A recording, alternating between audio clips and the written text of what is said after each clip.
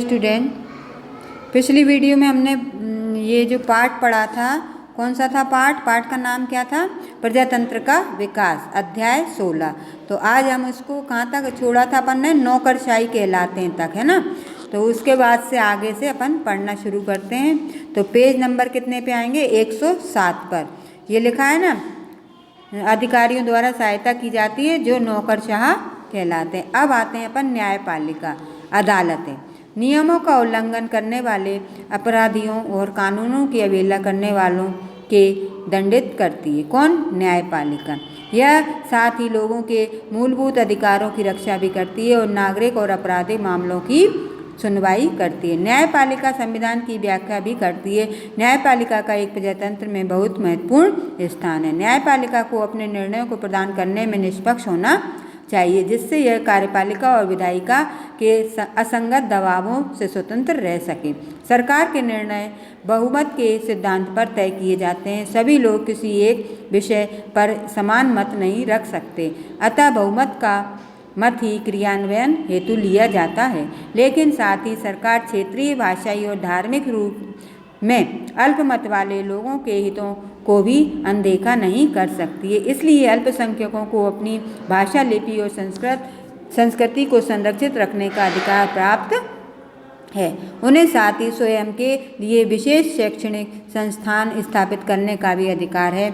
जब कभी भी सरकार कोई गलत निर्णय लेती है, तब विपक्षी दल विधायिका के में इसको सही रास्ते पर लाने का प्रयास करते हैं। केवल एक प्रजातांत्रिक देश ही ऐसा करना संभव है ना। विभिन्न मतभेदों में सामंजस्य बैठाना। किसी भी विधायिका के सदस्यों में विभिन्न मताधारी व्यक्ति हो सकते हैं, मतलब राय देने वाले, अलग अलग भिन्न भिन्न राय देने वाले, है ना, और भिन्न दृष्टिकोण वाले किसी भी विषय पर विचार हो सकता है। लेकिन इस सब के बावजूद अन्य पक्ष के दृष्टिकोण के प्रति सहनशीलता की भावना होनी चाहिए, चाहे वह कितना भी आपके मत से भिन्न ही क्यों ना हो। जबकि बहुमत का अपने अलग ही मार्ग होता है। अल्पमत वालों को भी अपनी बात कहने का अधिकार होता है, इसलिए लेन देन की नीति का होना आवश्यक है। एक प्रजातांत्रिक स्वरूप वाली सरकार में किसी एक नीति पर भी सभी निर्णय केवल पूर्ण रूपेण तर्क वितर्क के पश्चात ही लिए जाते हैं। इसमें बहुमत अपने निर्णयों को अल्पमत वाले लोगों पर जबरदस्ती थोप नहीं सकती। अतः प्रजातांत्रिक सरकार एक सामंजस्य की, नेक्स्ट पेज पर आए, स्थापना लेकर चलने वाली सरकार भी होती है। ठीक है ना।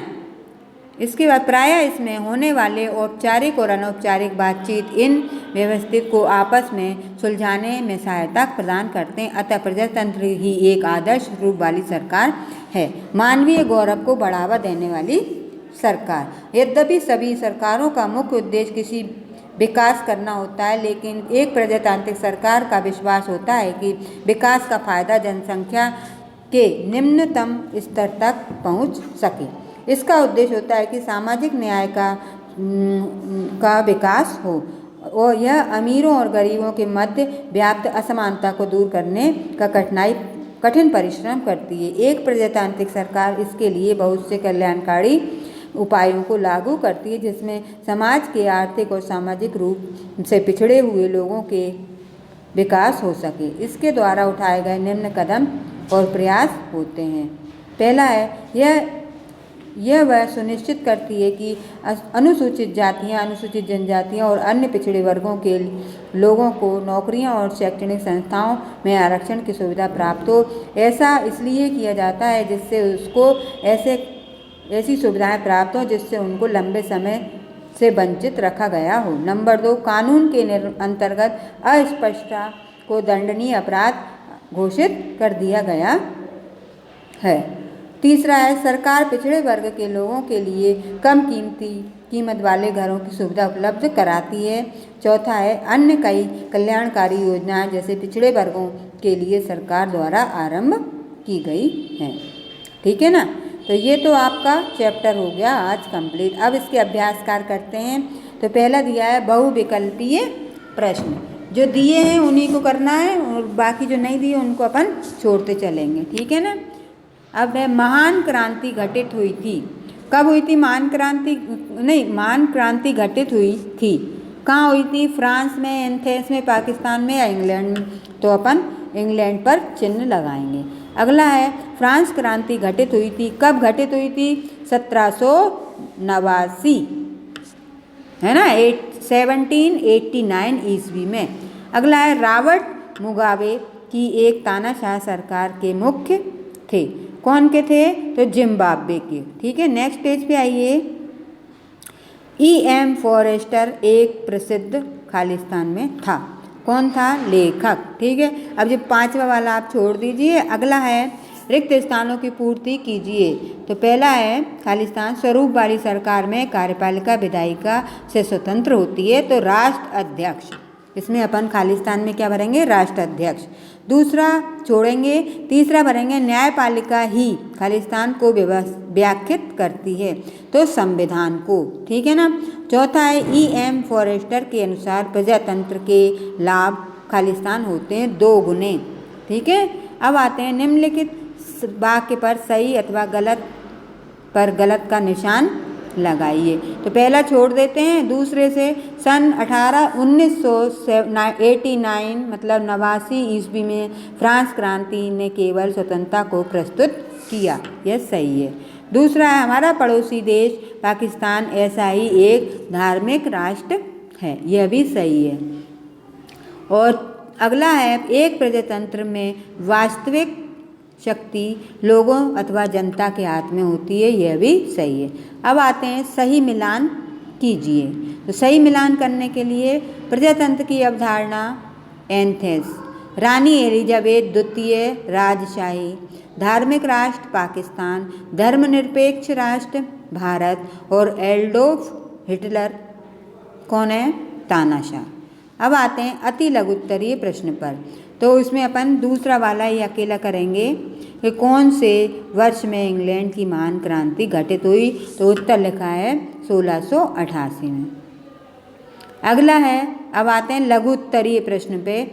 अब्राहम लिंकन के अनुसार प्रजातंत्र की परिभाषा क्या है? तो 103 नंबर के पेज पे अपन देखेंगे कि अब्राहम लिंकन की परिभाषा क्या है, काय की क्या दी है परिभाषा। 103 नंबर पेज पे आइए आप, 105 है, ये दिया है, 4 है ये पेज, ये है 3 नंबर, ये दिया है।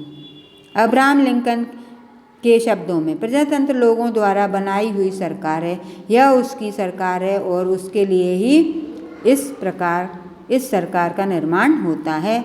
प्रजातंत्र में वास्तविक सत्ता लोगों के हाथों में होती है, लेकिन बड़े आकार वाले देश में के क्षेत्रफल होने के कारण एवं बड़ी जनसंख्या के होने के कारण सीधे रूप में प्रजातंत्र का होना आधुनिक काल में संभव नहीं है। ठीक है, ये एक क्वेश्चन का आंसर आपको हो गया। इसके बाद आते हैं अगला क्वेश्चन क्या है, आप एक धर्मनिरपेक्ष राष्ट्र से क्या समझते हैं? तो इसके लिए 104 पे चलेंगे। 104 नंबर का पेज कहाँ है देखते हैं, ये मिला। धर्मनिरपेक्ष राष्ट्र, भारत जैसे धर्मनिरपेक्ष देश में कोई अधिकाधिक धर्म नहीं होता है। विभिन्न धर्मों को मानने वाले समान रूप से समान अधिकार रखते हैं और उन्हें अपना धर्म मानने की पूर्ण स्वतंत्रता प्राप्त होती है। राजनीति और धर्म को आपस में नहीं मिलाया जाता।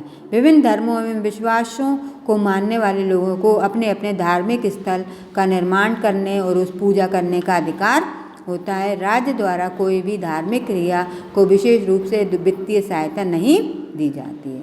ठीक है, ये दोनों क्वेश्चन हो गए आपके। अब आते हैं दीर्घ पे। तो दीर्घ के लिए आपको पहले ही करेंगे बस अकेला, उन प्रमुख कारणों को वर्णित कीजिए जो प्रजातंत्र के विकास के लिए उत्तरदायी हैं। तो पेज नंबर 103 से 104 तक जाना है अपन को, तब अपन को इसका आंसर मिल पाएगा। यहाँ से प्रजातंत्र के विकास के उत्तरदायी विभिन्न कारण एवं क्रांति। तो कारण जो 1, 2 फिर 104 पे आ जाएंगे, ये 3 कारण हैं। ठीक है ना। तो अपन को सिर्फ क्या पूछा है, कारण ही लिखना है ना। क्या पूछा है क्वेश्चन में, विकास के लिए उत्तरदायी, प्रजातंत्र के विकास के लिए उत्तरदायी उन कारणों को लिखना है। तो ऊपर कारण दिए हैं तो अपन को वो तीनों कारण लिख देना है। इस तरह से आज आपका ये नागरिक शास्त्र का पाठ कंप्लीट होता है, प्रजातंत्र का विकास। नेक्स्ट वीडियो में फिर मिलेंगे। इस भूगोल का चैप्टर करवाऊंगी। ये अपने 2 हो गए चैप्टर नागरिक शास्त्र के, इनको आप कंप्लीट पहले करवा दिया था हाफ ईयरली एग्जाम्स पहले, और ये अब आज करवा दिया है, ठीक है ना। इसको आप अपनी कॉपी में नोट डाउन कर लीजिए और नेक्स्ट वीडियो का इंतज़ार करते हुए इसको लर्न भी करिए। Thank you, bye bye.